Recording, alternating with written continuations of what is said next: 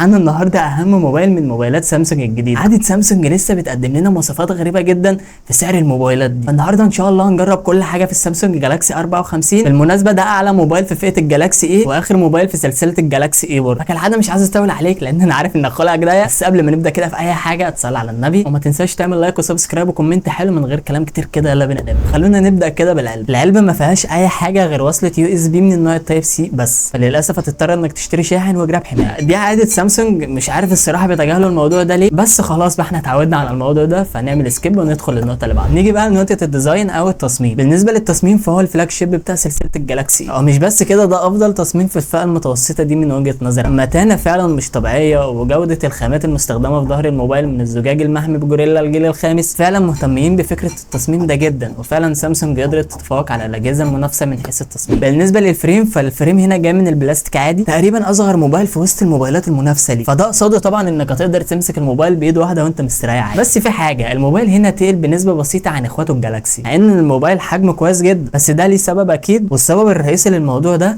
ان ظهر الموبايل هنا جاي من الازاز. بالنسبه لبروز الكاميرات فتحس ان بروز الكاميرات طالعه من جسم الموبايل بنسبه، فخلي بالك واهتم بموضوع الجراب ده جدا. الموبايل بيدعم شهاده مقاومه الميه والغبار معتمده اي بي اس 76، معيار مهم جدا برده، فاكيد السامسونج تكسب في الحته دي لان مفيش موبايل فئه متوسطه ممكن يقدم لك شهاده المقاومه غير الموبايل ده حرفيا. اما بالنسبه للشاشه فهي جايه بسوبر اموليد محميه بجوريلا الجيل الخامس بمساحه 6.4 انش بدقه فول اتش دي بلس، والمميز الموجود في الشاشه هنا انها بتوصل لمعدل تحديث 120 هرتز، وده معناه سلاسه كبيره جدا في السكرول اب والسكرول داون. يعني الحركه قدام عينك هتحس انها فعلا اسلس بكتير جدا من الشاشات اللي بتكون بتردد اقل من كده، فالشاشه اموليد بتردد بيوصل ل 120 هرتز. الموضوع فعلا ممتع جدا لو انت بتتفرج على محتوى، انت اصلا هتتلكك انك تتفرج على اي حاجه في الموبايل ده. عاده سامسونج برضو انها تقدم لنا افضل تجربه شاشه، فدي مش جديده علينا، فعلا بتاخد تجربه الوان ما فيهاش غلطه مع سطوع اي بلس. وبالنسبه للسطوع فعندنا السطوع بيوصل ل 1000 نتس، يعني هتاخد تجربه استخدام تحت اشعه الشمس كويسه جدا. جدعان انا لما كنت بقارن موبايلات سامسونج باي موديل تاني كان اي موبايل تاني بيتفوق فعلا في عدد النتس، بس الجالاكسي 54 هنا حل المشكله. بالمناسبه دي افضل شاشه ممكن تجربها في الفئه المتوسطه. اما بالنسبه لشكل الموبايل من قدام هلاقي حواف اكبر من حياتي حرفيا، بس هنا اهتموا جامد بحجم الحواف انها تكون قد بعض، فممكن تعجبك شكلها وتقدر تتخطى الموضوع ده عادي. بس اللي خليك تعمل سكيب للموضوع ده عادي اداء الشاشه. فعلا يا جدعان اداء الشاشه هنا في حته ثانيه ابهرني فعلا. عوامل الامام بصمه بتيجي على شاشه الموبايل ادائها مش احسن حاجه لكن معقول، كمان فيس انلوك اداؤه معقول كالعاده. فبالنسبه لعوامل الامام فده تصنيف اخير من حيث الفئه المتوسطه. اما بالنسبه للمعالج بقى فالمعالج هنا جاي من شركه سامسونج من نوع اكسينوس 1380 بتكنولوجيا 5 نانو. مش عارف ليه سامسونج الصراحه تعبه نفسها وتعبانه معانا، ما تريحنا يا عم وتستخدم معالج من كوالكوم وخلاص. بس خليني متفق معاك في نقطه، وهي ان المعالج اتحسن بشكل كبير جدا وملحوظ عن المعالج القديم اللي هو 1280، وده مش معناه خالص ان اداء الموبايل مش كويس، لا الموبايل اداؤه كويس جدا خلي بالك، لكن لو انت بتركز في التفاصيل وبتاخد بالك من كل حاجه هتحس ان في لسه شويه جليتشات بسيطه جدا بتحصل. ففعلا انت هتلاحظ ده لو انت بتركز في التفاصيل، فلو انت مش بتركز جامد يعني فاهم فقشطه هتمشي معاه. هو اداؤه مستقر جدا، يعني تقدر تقول موبايل ثابت على مبدأه، بس مش بنفس قوه المعالجات اللي موجوده في الفئه السعريه دي، بمعنى ان المعالج ده تصنيف اخير في الفئه دي، ومفيش حاجه بقى اسمها العاب في الموبايل ده، فهي لو جايه معاك بلعب وبتاع فما تفكرش انك تلعب على الموبايل ده خالص، فاهم؟ مش تاخد تجربه لعب نهائي. لو لعبت ببجي موبايل عليه حرفيا سيتنج موجوده في موبايلات ب 3000 جنيه، ويعني هلعب على سموز على وضع الهاي في ببجي موبايل؟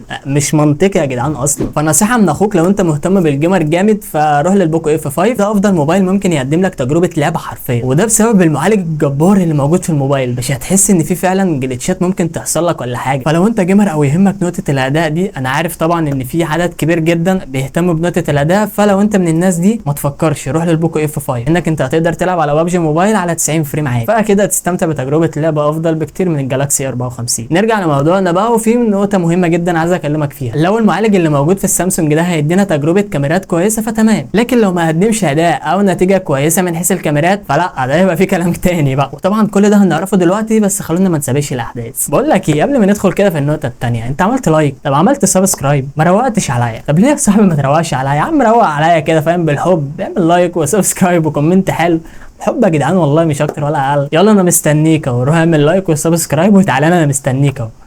عملت؟ طيب اسيبك تكمل الفيديو بقى. بالنسبه للسماعات فهي جايه من نوع ستيريو، تجربه سماعات حرفيا تحترم جدا، بس للاسف مفيش مدخل سماعات، نقطه من النقط برضو اللي ما عجبتنيش في الموبايل ده. بالنسبه للبطاريه فالبطاريه اللي بتيجي في السامسونج جالاكسي 54 5000 ملي امبير، اداء البطاريه كويس مش وحش، هيكمل معاك 7 ساعات شاشه مفتوحه عادي. بالنسبه لسرعه الشحن بقى والله انا مش عارف احدد اذا كانت دي سرعه شحن ولا بطء شحن اصلا، فعلا مش عارف احدد ده. بس سرعه الشحن هنا للاسف بتيجي ب 25 واط. ازاي ما تسالنيش، لان ما اعرفش والله. بالنسبه لنا من رابع المستحيلات ان انا اجيب الموبايل ده واعيش بالشحن 25 واط، لان الموبايل فعلا بيشحن ببطء جدا، يعني تقريبا ممكن ياخد معاك ساعه ونص، وده عدد مش شويه. مش عارف الصراحه سامسونج متمسكه بالحوار ده ليه، مع ان المنافسين عندها ارقام خياليه فعلا في سرعه الشحن. الكاميرات، نيجي بقى لاهم جزء موجود في الموبايل. عندنا 3 حاجات بناء عليهم بنكمل الكاميرا: التفاصيل، الالوان، الديناميك رينج. بس خلونا نتكلم في حته الارقام دي الاول. طبعا ده مش مهم، احنا اللي يهمنا التجربه الفعليه، بس في ناس بتهتم بنقطه الارقام دي، فسريعا كده خلونا نتكلم عنها. الكاميرا الاساسيه بتيجي بدقه 50 ميجا بكسل بفتحه عدسه اف 1.8 مع المثبت البصري الاو اي اس. اما الكاميرا الثانيه والخاصه بالتصوير الواسع بتيجي بدقه 12 ميجا بكسل بفتحه عدسه اف 2.2. الكاميرا الثالثه والخاصه بالتصوير الماكرو بتيجي بدقه 5 ميجا بكسل بفتحه عدسه اف 2.4. تمام، بقول لك ايه بقى، ما تيجي تفكنا من جو الارقام ده ونخش على التجربه الفعليه، يلا بينا. رغم ان السنسور الكاميرا الاساسيه 50 ميجا بكسل، لكن فعلا كاميرات الموبايل عموما ممتازه جدا، سواء السيلفي